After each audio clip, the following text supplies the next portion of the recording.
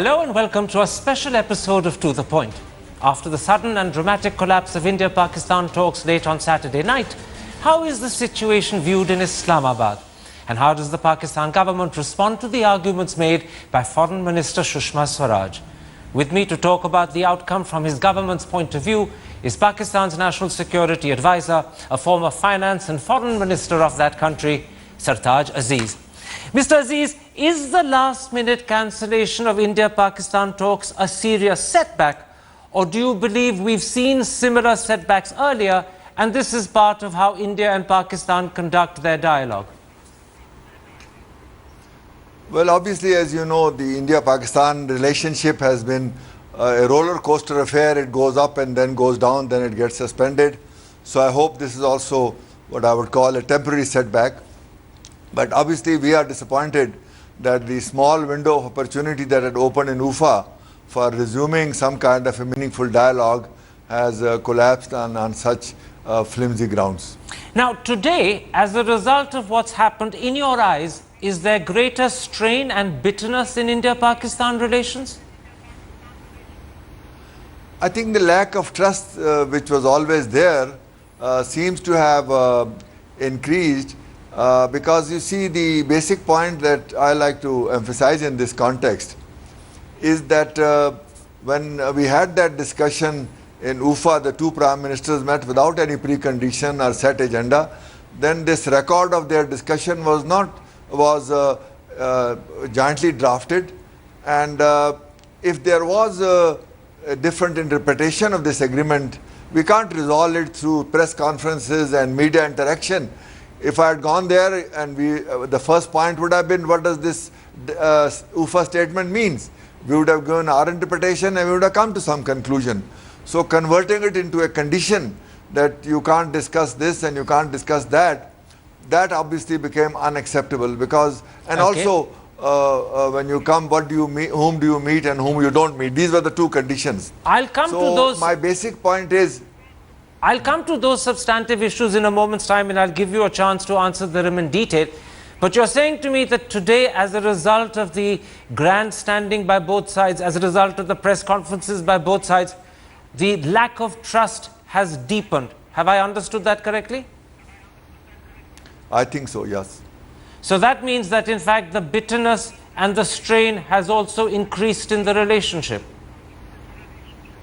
Well, I won't call it bitterness, it's disappointment, and somehow the gap in perceptions and the overall sort of attitude which then becomes gets converted into red lines make things more difficult. Now, when he first became Prime Minister in 2013 and again last year when Mr. Nawaz Sharif came to India for Mr. Modi's swearing in, on both occasions he told me that improving India-Pakistan relations was his top priority. Today, when after the high point of UFA, the NSA talks have collapsed and haven't happened, when the distrust is greater, how does Prime Minister Nawaz Sharif feel? Well, I think his commitment to better relations with India still remains unaffected because peaceful neighborhood is an important objective for improving our economy and reviving the regional connectivity. But obviously, we want to improve relation based on dignity and equality and not on a relationship that is not based on these principles. So I think our commitment to better relations still remains. Whilst your commitment to better relations remains, would you concede that the challenge is greater today than it was 4 weeks ago? Considering the present Indian policy and attitude, I would say yes.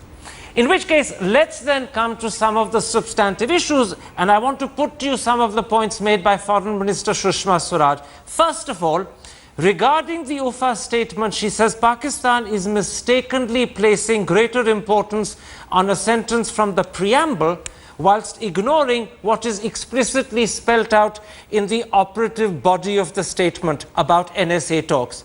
Have you misread the UFA statement?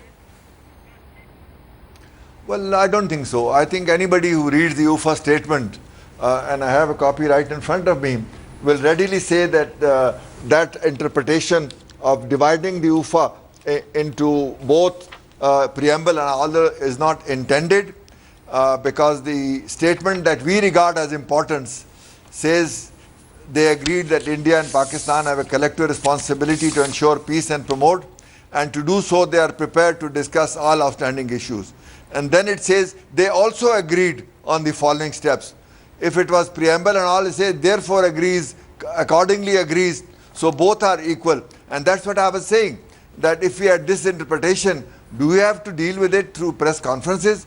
Can't we sit across the tables and they give us our point of view, we give our point of view, and then we agree on what to discuss? So this is the point that I was trying to emphasize, that to invite a person at ministerial level for national security level talks, and then telling them you can talk about this, you can't talk about this. You can meet so and so, you can't meet so and so. This attitude basically impinges on our sovereignty and our dignity, because these things are not done. I was expecting that probably they'll say you can stay in this hotel and no other hotel. I mean, these are the kind of things that deflect a kind of attitude that makes things much more difficult. Let's focus for now, Mr. Aziz, on the UFA statement. I'll come to Hurriyat in a moment's time. Your interpretation hinges critically on that word, they also agreed, which for you suggests that what follows is not as important as what preceded. However, let me quote to you from UFA. It says, a meeting in New Delhi between the two NSAs to discuss all issues connected to terrorism. How does that phrase, all issues connected to terrorism, include the resolution of the Jammu and Kashmir problem? Surely that doesn't fit into this language. That's the Indian position. Correct. That meeting between two NSA, but then the UFA declaration also said that both sides agreed to discuss all outstanding issues. So when an occasion arises, we are not saying we discuss all other issues. All we said was the modalities and a time schedule by which we can discuss other issues. I mean, when they basically relegate or degenerate the paragraph that is important for us to such an extent, then they are virtually buried UFA, that they think like the paragraph that they like, and they totally relegate by calling it preambular, which it is not. So I think that is the gap which cannot be filled by making it a precondition. I'm sure if we had had these discussions across a table, and it was not only the two NSAs, my foreign secretary was also going with me. I'm sure Indian foreign secretary would also have been there. I had also requested a meeting with the Prime Minister and the Foreign Minister, so we could have discussed the other things at that stage. So to say that we are determining only the meeting and you can't talk about anything else actually creates a kind of precondition, while saying we are not imposing any condition was unfortunate. Because on such a kind of talk you don't have preconditions. You're saying something very important, or at least you've hinted at it. I want you to make it very specific. Are you suggesting that you would have brought up the subject of Jammu and Kashmir not necessarily at the meeting with Mr. Doval, but in a separate meeting that you would have had with the Prime Minister? In other words, this wasn't intended by you as a subject for Mr. Doval, but as a subject to bring up with the Prime Minister, i.e. on a different occasion. Is that what you're suggesting? Because you hinted at it.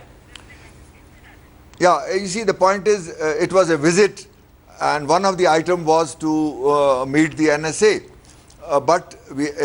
And I think the program had suggested that in the afternoon I'll be able to meet the Prime Minister, because the Foreign Minister, I think, was traveling. So, and I think even during my visit, the Foreign Secretary had also asked for a bilateral meeting with his counterpart. So the other issues could have been discussed at that stage. But to say that these talks or this visit is only terrorism and nothing else created a precondition that was totally unacceptable to us, because they have to be sensitive to our priorities and not insist only on their priorities. Did you at any point explain in your private conversations and not through press conferences that Kashmir was not a subject that you would bring up necessarily with Mr. Doval, that the two foreign secretaries in their bilateral meeting could discuss it, or that you might raise it separately when you meet the Prime Minister? Did you make that clear in back channel communication to the Indians? We never had that kind of communication, because what we got was first an advice, please don't meet. Then when we presented our three-point agenda that had gone almost 10 days ago, they then did not say specifically They could have easily said that, "Well, fine, we are ready to discuss item 3 of the agenda, but in a separate meeting, we would have readily agreed because we had suggested the agenda for the visit. NSA meeting was one of the items of the visit." Let me put to you the impression that many in India have, not just the government but also the press. It's believed that Pakistan was insisting that Kashmir must be part of the talks because you had faced a lot of criticism in Pakistan after UFA when it was discovered that the very word Kashmir didn't feature in the UFA statement. In fact, if I recall correctly, one of your previous High Commissioners to India, Ashraf Qazi, actually called the UFA statement a goof up and a disaster. So were you insisting on including Kashmir either at the NSA level or in any side bilaterals you have because of this criticism you'd faced at home? You see, when we had in UFA discussion on all outstanding issues, from our point of view, Kashmir was there because the most important outstanding issue is Kashmir. But when India interpreted this, that since the word including Jammu and Kashmir is not there, it reflects a change in our policies to de-emphasize Kashmir. Within 3 days, UFA was on 10th of July, and on 13th of July, held a press conference to clarify that from our point of view, Kashmir is very much a part of UFA, and whenever we meet, we will discuss this. So this press conference of mine was there before India, and for them to insist that you come to Delhi but you can't even mention the word K was very unrealistic and unfair. Let me put it like this. If Kashmir is so central to Pakistan's concerns, and if it is, as you repeatedly say, the core issue, why did you not ensure that it was mentioned formally and directly by name in the UFA statement? We did suggest this, but India did not agree and said that since you are saying all outstanding issues, that is included, and since we have accepted this paragraph, because this was our addition into the so Indians should have seen that we accepted the joint statement because this paragraph was included. Then to say this is a preambular and is of no importance was obviously overlooking this important fact. But you said something very important, Mr. Aziz. You said you did insist on it initially that Kashmir be included specifically by name in the UFA statement. India didn't agree, and then you accepted the Indian alternative of all outstanding issues. Are you suggesting in a sense that you perhaps fell into an Indian trap? We didn't think of it as a trap, but now it appears so, because when they said Kashmir is included in all outstanding issues, so why do you insist on the words? Otherwise, there is no statement, and didn't want to spoil the atmosphere. So we accepted this, but that is why in 3 days, my clarification modified the UFA statement to that extent. With hindsight, would you today accept that from Pakistan's point of view, not mentioning Kashmir specifically was a mistake? That UFA from your point of view is therefore a poorly phrased statement. Would you accept that? No, I don't think so, because when we say agreed to discuss all outstanding issues, Kashmir, whether mentioned or not, is there. So to say that we agreed to omit it and then revived it is not correct. Except that that phraseology has given Mrs. Swaraj the opportunity to say very clearly that India will discuss all outstanding issues, including Jammu and Kashmir, but those issues were not meant, she says, for the NSA talks. She says that the NSA talks were specifically and only meant for terror. And the point I'm making is that the way UFA is phrased allows her to make that interpretation, and as you said, you may have fallen into a trap. No. When I said that, they said that all outstanding issues include Kashmir, so the understanding was that UFA includes Kashmir. Now later on to say, and then she did not say we will discuss it later. He says we will discuss Kashmir when all the issues related to terrorism have been resolved. How do you decide that? Because terror was always discussed along with other issues, including Kashmir, in the composite dialogue. So how does India unilaterally decide that now the sequence is we must first deal with terror in all its dimensions, and then if we are satisfied, then we'll discuss Kashmir. So the impression you got from Mrs. Swaraj's press conference of Saturday afternoon is that India was pushing Kashmir further and further down the agenda, and there was no immediate likely prospect of Kashmir being discussed at all. That is the unfortunate part. As I meant, My feeling is that India is not prepared to have a substantial discussion on Kashmir, and our feeling is that unless the core issues are discussed and the outstanding issues are resolved, trust will not restore, tensions will not end, relations will not improve.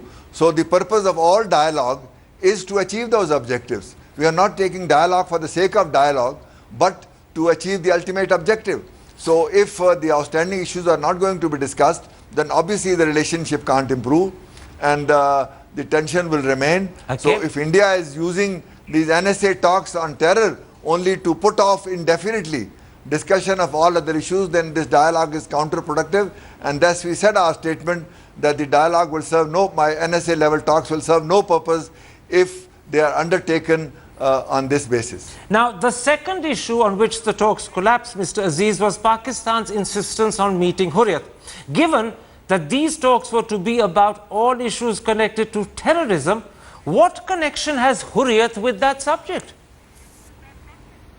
First of all, the important thing is we are not inviting Hurriyat leader to the conference table.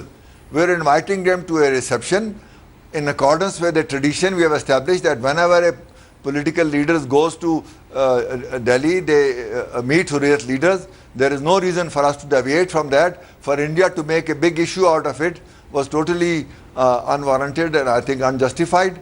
And I think this is again something that should not be made a precondition. This has happened every time, and now for the second time to cancel the whole dialogue after the foreign secretary level talk just because we meet two or three leaders is totally difficult for us to understand. You say that this has happened every time a senior Pakistani leader has come to India, but the truth is, and you know this as I do, that when Mr. Nawaz Sharif came for Mr. Modi's swearing in, he did not meet Hurriyat. Now, if he could make an exception then, why were you not prepared to do so again today, particularly when you had said, and I'm quoting your words to you, that the main purpose of the meeting was to reduce tensions on the line of control and restore trust by addressing each other's concerns regarding terrorist activities. If you really wanted to reduce tensions and restore trust, why insist on meeting Hurriyat at this particular point? Well, I think again, Hurriyat leader meeting has become symbolic of India's willingness to talk seriously about Kashmir or not. And that is why it is important. It is not a meeting alone. India is indirectly giving a signal that you leave aside discussing Kashmir, you can't even meet Hurriyat leaders. And that is, I think, a red line for us. Unless India is ready for serious discussion on Kashmir, no dialogue, meaningful dialogue can take place, whether on terrorism or any other issue. Let me put it like this. I accept that Pakistani heads of government have been meeting Hurriyat leaders since 1994 when President Farooq Lagari began this tradition. But you know, and I know, that Mr. Modi is a new man, he's a new Prime Minister, he views the matter very differently. After all, that's why the Foreign Secretary level talks last year in August were called off. Given that background, surely you knew that if you insist on meeting Hurriyat this time round, it will lead to a breakdown again. Well, let them. If that is the basis on which they want to have a dialogue, we are not going to have a dialogue. One other question. I'm reliably told that the Indian government indicated to you that they were happy and would have no problem if you met Hurriyat after the talks were over. That is to say, on Monday the 24th evening, but not before the talks. Why was that not an acceptable compromise? Meet them after the talks, don't meet them before. That suggestion was never conveyed to us. It was never conveyed to you at all in any shape and form, even behind the scenes and on a telephone? Well, somebody in Washington told our ambassador, which came to us a day later, that why not try this, but the Indian government never conveyed this to us. If the Indian government had formally conveyed this on a phone call, would this have been an acceptable compromise? Meet the Hurriyat after the talks, not before? Well, I can't say that now, but probably, but at least it was not conveyed to us. But you say probably, in other words, it could probably have been an acceptable compromise. Probably. I won't say that. We would have considered it at some level, but that was never conveyed to us. I'll tell you why I asked, because in September last year, when you were interviewed by my colleague Rahul Kanwal, when you were at the UN, you actually said to him in that interview that possibly the High Commissioner meeting Hurriyat before the Foreign Secretary level talks was wrong. It would have been better if the High Commissioner had met Hurriyat after the Foreign Secretary level talks. That being your position then, I say to you that if this had been offered as a compromise now, I take it to be logical and consistent, it would have been acceptable. Well, we don't want to be the only one offering compromise solution. The other side should also do that. Now, let me put this to you. One of the conclusions that follows is this, that if meeting Hurriyat is going to be a problem every time you come to India because Mr. Modi doesn't like it, and if you won't come to India without meeting Hurriyat, then it seems that India-Pakistan talks cannot happen in Delhi for the foreseeable future. They can happen in Islamabad. I welcome Mr. Dowell to come here. Did you, by any chance, suggest that as an alternative location for this meeting that eventually got cancelled on Saturday evening? Did you ever suggest if it's a problem in Delhi because of your conditions, come to us? Well, these things came to a head only a day before the meeting, so that was not the appropriate time to suggest this. But I'm suggesting now that if he wants to come here, he will be welcome. Let me put three images and impressions that the Indian people have. Not the Indian government so much, but the Indian people. Many in India say that Pakistan has in effect gifted to Hurriyat a veto over whether India-Pakistan meetings will happen or not. How do you respond to that image and impression? Actually, India has done that by giving them a veto. If they meet us, what harm has done to the relationship in the past because we met them? So why make such a big issue out of it? In other words, you're saying it's the boot is on the other foot. India is the one who's given Hurriyat undue importance. Well, India has to consider that. The second impression that many people in India have is that, in fact, Pakistan insisted on raising Kashmir at the talks. You insisted upon meeting Hurriyat because, in fact, you wanted to find a way out of the talks. This was your way of scuppering the talks. This was your way of ensuring the talks were called off by India. This is a very unfortunate impression. We were not only very keen, we had made proper preparation, we are looking forward to it because in talks there are always some issues on which we differ. And I said in one of my interviews that we have many issues that divide us, but there are many things which can bring us together. So I'll focus only on the positives so that things move forward. So there was no reason why we would try to scuttle the dialogue, and but the conditions under which we were asked to go were totally unacceptable. But you're absolutely certain when you say that Pakistan wanted to go ahead with these talks and you weren't creating problems by wanting to raise Kashmir or meet Hurriyat so that India called the talks off instead. You're absolutely sure that is a wrong impression in India? No, but we were presumed that India will be ready to discuss at least the modalities of other issues, not just substantial discussion. I mean, once, if in UFA we say that we agree to discuss all other issues, you at least begin to discuss, okay, we'll discuss them in 3 months, 6 months, working group, back channel, whatever modalities there might be. So at least to that extent, we were expecting that some discussion on the subject can take place. This is another very important point you're making, Mr. Aziz. This is the second time you've said that you were looking to discuss modalities. Clarify this for me. Are you saying that when you and if you had raised Kashmir, it wasn't a substantive conversation you were looking for, simply the modalities of when a discussion would start, what the dates would be, at what level it would be? Is that what you're saying? Yeah, on the 14th of August, when we handed over the 3-point agenda, the third point specifically said to in accordance with UFA to discuss the modalities of discussing all other issues including Kashmir, Sirchik, Siachen, etc. And so the word modalities was there, it was not an afterthought.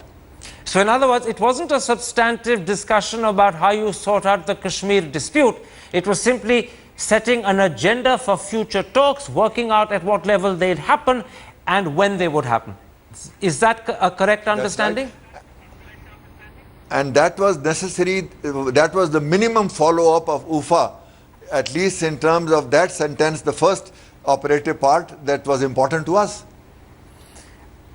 Did you point this out in a conversation behind stairs to the Indian side that, look, we're not seeking to raise Kashmir substantively at the NSA level, we're simply looking to set an agenda for future talks to work out at what level they'd happen? Did you specifically say that in conversations behind the scenes? Yeah, no, in my press conference 3 hours before Ms. Sushma Swaraj spoke, I said that in so many words. Now, another impression that many in India have, and to be honest, this time it's an impression that the government has and many government ministers have as good as said so, that in fact your civilian government was under pressure from the army, perhaps specifically from General Raheel Sharif, not to go ahead with the talks. First of all, the army didn't like the UFA statement because it doesn't mention Kashmir by name. And secondly, they didn't want any specific follow-through specifically on terror. And that all of this happened under army pressure. I don't think this is a common narrative that India loves to project, that probably there is a divide. But in this particular case, since I gave a press conference 3 days after UFA, that we will not have any talks with India without Kashmir, this should have been clear. Should have been clear to India in any case that if I am coming there, we will raise the Kashmir issue in one form or another. The second part, that whether or not the army was on board, we had at least 2 interactions, and all the preparatory work that we undertaken, the army was fully on board, and therefore I don't think this impression in India. And in my press conference I said this, that as far as Kashmir is concerned, it is a strange narrative that India wants to believe that only army is pushing it. I said in my press conference that not only the political leadership, but the whole country is behind this stand, that without resolving Kashmir, relations with India cannot improve. So once again, you're saying to me that the impression the army twisted your hand is wrong, because the impression in India is not only did the army twist your hand and force you to set conditions that led to the talks being called off, but even the press conference you held in Islamabad 3 days after UFA was signed, it's believed in India, happened under army pressure. No, I mean, obviously, because the impression got created that by not mentioning J&K, although, as I said, other issues mean the first issue is Kashmir. But since it needed clarification, we did that. But now this time, when we proposed the agenda, the manner in which we brought it in, that first item is terror-related issues. Second item is to see the follow-up of other decisions on UFA, which is LOC, fishermen and religious tourism. The third item is to discuss the modalities of other issues. So in our view, it was a very reasonable interpretation of the UFA declaration. It covers all the item and not isolate one item which India liked to isolate. And therefore, we thought this will be accepted. And this was done 10 days before the actual meeting. But India, after about 1 week, said terror, only terror. So obviously that could not be accepted, because this means that we give India a veto, or when they want to talk about other issues, they say, well, so-and-so was caught here and so-and-so came here, so terrorism has not been resolved, we can't discuss any other issue. Although in the past, composite dialogue, terror was discussed along with all other items simultaneously. Okay. So how can you relatively decide that this time it is only terror and nothing else? Mr. Aziz, let's now look to the future. Today, after the NSA talks got cancelled, what is the status and future of the UFA statement? In Pakistan's eyes, does it still have relevance, or is it now A, overtaken, and B, irrelevant? First of all, we will continue to implement those items that were agreed upon, like the release of fishermen. We need to develop a mechanism to have a smooth sailing about verification of nationalities, etc. We are also going to exchange some kind of mechanism on religious tourism. But the more important item is tranquility on the LOC. We like to pursue that item because human lives are involved. A lot of instability on the LOC is not desirable at all. So we are confident that the meeting between our border security forces and the DG Rangers, scheduled for 5th and 6th of September, will go ahead. In fact, the proposal that we had prepared for improving the border situation and restore tranquility in line with the 203 ceasefire agreement, we will probably exchange it in advance, so that some progress can be made on the 6th of September. We also think that on some of the other issues on which we had prepared some kind of material, we will at least share them through diplomatic level, so the minimum necessary progress on those issues like the LOC and tranquility and some of the other related issues can go on. Now, terror was an important component of the UFA statement, and as you revealed at your own press conference on Saturday, you have in fact created 3 dossiers on Raw's alleged involvement in Pakistan. How will this issue of terror hereafter be pursued? Given that the NSA talks which were meant to be about terror never happened, how will terror be pursued? Well, I mean, on Gurdaspur, we would like India to share the evidence with us, and we'll take action against whosoever is involved. And we will share our concerns through whatever channel. Even before the NSA talks, we were exchanging information, and we would like to continue to do this either through diplomatic channel or wherever an opportunity emerges. So these issues are not something that are only India's concern. Terror is as much our concern as India's, and therefore we should use diplomatic channel to exchange whichever information is required. Now, from India's point of view, a key concern is what happens to Zakir Rahman Lakhvi. He's on bail, but your government has appealed against that bail. But the problem is that your government, having lodged an appeal, hasn't pursued it very effectively, and no one knows where that particular appeal against the bail stands. Can you tell me what is the situation regarding your government's appeal against Lakhvi's bail? No, I think he has been released several times and he's still under detention, so you can see what we have achieved. But the basic point is that we have asked for a specific evidence from the Indian side, and once that is provided, the trial can be concluded very quickly because most of the witnesses have been examined. And I think even now we'll write a communication specifying the evidence that we need so that this trial can be concluded. So that is also an item that we will continue to follow even though the NSA meeting has not taken place. You're talking about specifying evidence you need to bring Lakhvi to justice from the Indians. But the sticking point, in fact, is that you need to procure Lakhvi's voice sample and give it to the trial court. Tariq Khoza, the former head of your Federal Intelligence Agency, in a recent article has said that the Fair Trial Act of 2013 possibly permits Pakistan to procure Lakhvi's voice sample. And certainly in the UFA statement, there is a commitment in a sense to do so. Will you now procure Lakhvi's voice sample and make it available to the trial court? Because that is a critical issue on which that trial is not moving forward. I think this was discussed in UFA also. What we need is from India is Lakhvi's voice sample and the recordings they have. If they match his voice, then of course it becomes evidence. But so it's India which has to give us the voice sample, and we will then see in what way we can use it in the trial court. Just a moment. You're saying that you need from India the recordings of the conversations, including Lakhvi, that happened at 2611. Are those the recordings you're waiting for? Yes, among other things. But the voice sample to match against those recordings is a voice sample you have to obtain from Lakhvi himself. India can't give that to you. You have to obtain it. No, that we will do that in due course when we have the sample from India. All right. So at the moment, I'm just underlining, you're waiting for the recordings of the conversations Lakhvi and others had on 2611 to be given to you by India. Have I understood that correctly? I think so. I don't want to go into details of all the trial details, but this is what was agreed in UFA, and that's what it says in the UFA declaration. One other thing. That we need evidence to expedite the trial. One other thing. In April, the Islamabad High Court gave the trial court a 2-month deadline in which to finish the Lakhvi trial. Since then, not 2 but 4 months have passed, and that trial hasn't completed. What steps are you taking to expedite and fulfill what the Islamabad High Court itself stipulated? We are still awaiting enough evidence from India, because what we have, and that's why the communication that I was taking with me is a 3-page communication detailing all the evidence we require.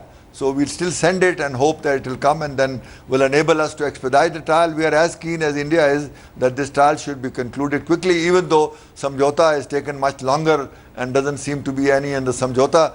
trial people are also been released on bail. So I hope the other side will also reciprocate. Now, at the moment, as you know, the talks collapsed on Saturday. There is, as you said, increased distrust between the two countries. Some people believe there is also bitterness in the atmosphere. Will we now see a stepping up of ceasefire violations on the line of control and the international border? Could we see more acts like the terror act in Gurdaspur and Udhampur? I hope not, and we had nothing to do with the Gurdaspur Act, so I don't think Pakistan government has any a way to sort of try to duplicate that. In fact, we want evidence against whosoever so that we can take action, and the ceasefire violations are totally undesirable, and I think both sides should, and we are sending our proposal how to de-escalate, and I hope, because that's a humanitarian issue, civilians are dying in much larger number. We have hundreds of violations in the recent past, which is very unfortunate. So I think this is one area, talks or no talks, which we must try to curtail and reduce to the minimum. Now, at your press conference on Saturday, you said that in fact the Director Generals of the BSF and the Pakistan Rangers were scheduled to meet on the 5th and 6th of September, and you've just confirmed in this interview that they will. But on Saturday, you also hinted at the possibility of some sort of meeting in New York at the time of the UN General Assembly.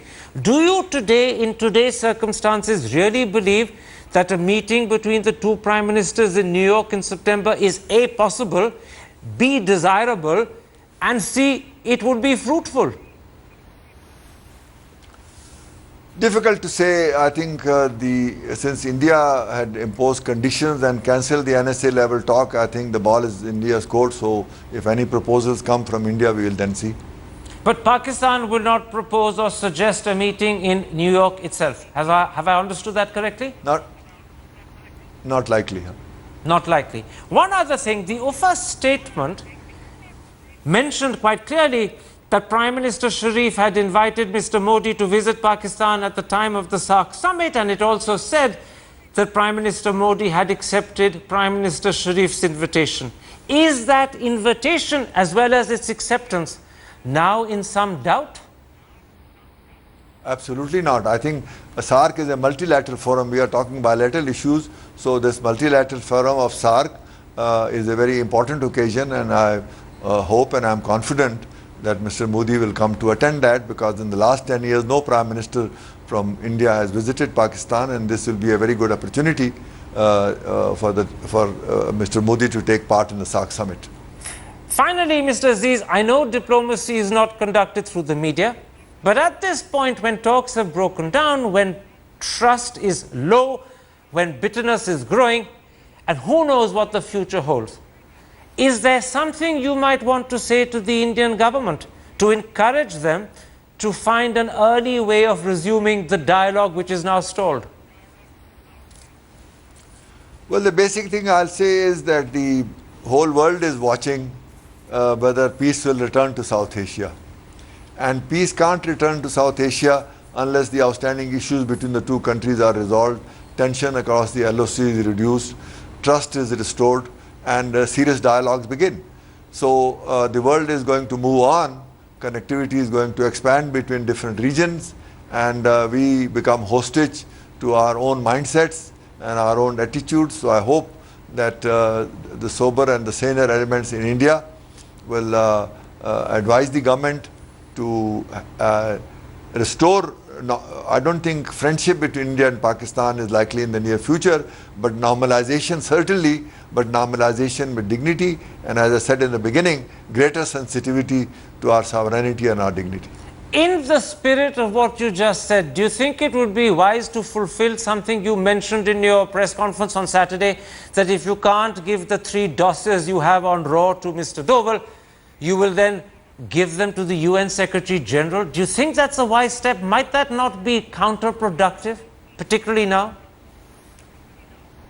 Well, we will see, because India itself is all the time accusing us of various things, and we have exercised maximum restraint. In Sharm el Sheikh, some dossiers were, of course, exchanged, and basically it means that in this, we are always blamed for the activities of non-state actors who are not totally in our control. But we are talking of state actors. And when they get involved in activities that harm our security, then obviously it becomes a very serious matter. So if India keeps blaming us for the smallest of incidents and blaming us through the media without any investigation or without any evidence come forward, and this really infuriates and creates a strange negative perception among the public. And later on, when it's proved that the incident was irrelevant or was small or even fake in half the cases, then it's very difficult to restore, and the ultimate relationship between two countries depend on the attitude of the public. And I think the general role of the Indian media to play up the negative aspect of our relationship is very unfortunate and does no service to improve relations. All right, Mr. Aziz, let's leave it there. I'm very grateful that you agreed to give this interview, to speak at such length about the issues that are divided the countries, and to respond in particular to the points Mrs. Swaraj made. I'm very grateful that you spoke to us. There we leave this particular special episode with Sartaj Aziz. If you have been, thanks for watching. Goodbye. Good night.